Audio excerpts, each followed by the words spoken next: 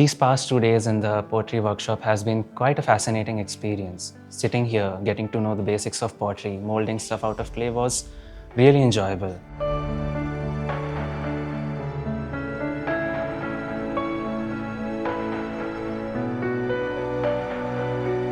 As the semester started off this January, it was really hectic.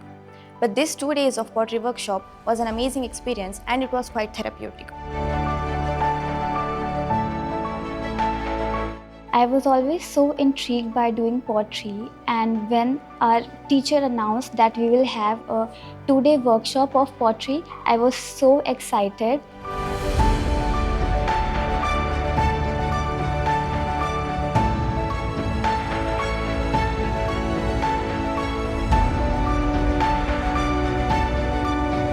I've learnt a lot from this workshop. The major takeaway was that art isn't just limited to a canvas or a sketchbook. It exceeds all of that. I learned some methods of coiling and how to create various shapes out of clay and bring my creation into life.